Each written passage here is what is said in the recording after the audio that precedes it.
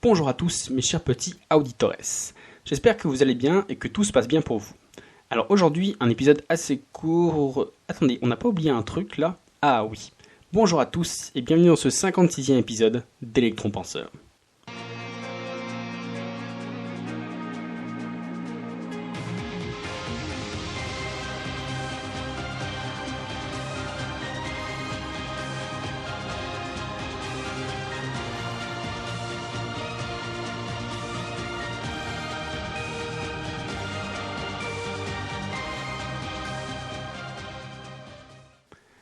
Alors, comme je le disais dans cette petite intro, oui, on cherche des idées comme on peut pour innover de temps en temps. Aujourd'hui, un podcast assez court pour parler de la règle des 2 minutes. Alors cette règle, elle est plutôt connue et si vous êtes un peu penché en développement personnel, en productivité, en gestion du temps ou tout simplement que vous bossez dans une entreprise du futur, vous devez sûrement la connaître. Mais une piqûre de rappel, ça peut jamais faire de mal. Donc en fait, cette règle des 2 minutes, elle est directement liée avec le concept de la to-do list que nous avons vu dans l'épisode 54.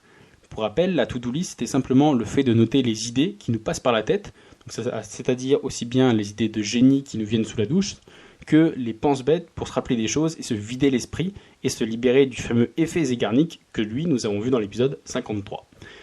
Mais il y a en fait finalement une toute petite variable à cette liste, une toute petite exception où se servir de cette to-do list, c'est une perte de temps.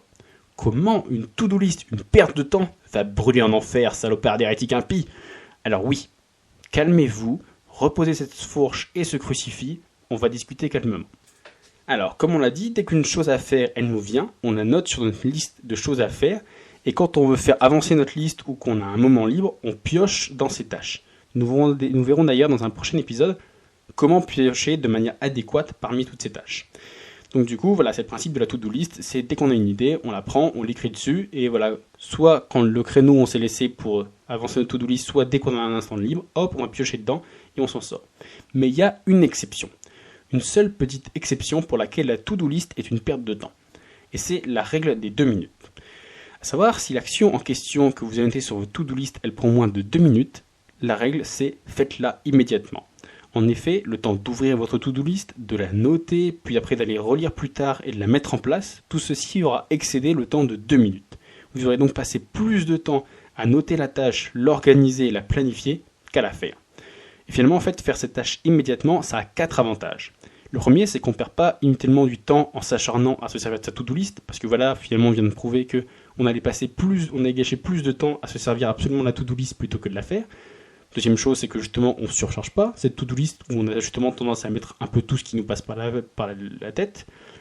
Troisième avantage, on n'est plus harcelé par l'effet Zeigarnik parce que cette tâche, elle est finie.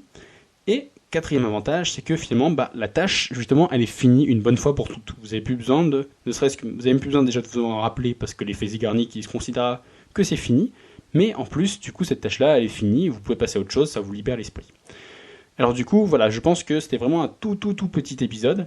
Mais donc du coup, je pense qu'après ce rapide petit argumentaire, je vous aurais convaincu de me détacher une fois pour toutes de ce bûcher et finalement de vous montrer que la to-do list, c'est comme beaucoup d'outils qu'on aborde dans ce podcast, et même de manière générale en développement personnel ou autre, c'est que finalement c'est un outil et juste un outil.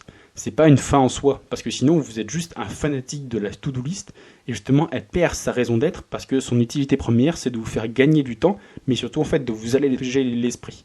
Donc si vous en devenez un fanatique à vouloir la marteler tout le temps, peu importe la situation, du coup en fait vous la dénaturez, vous dénaturez l'essence même de la to-do list.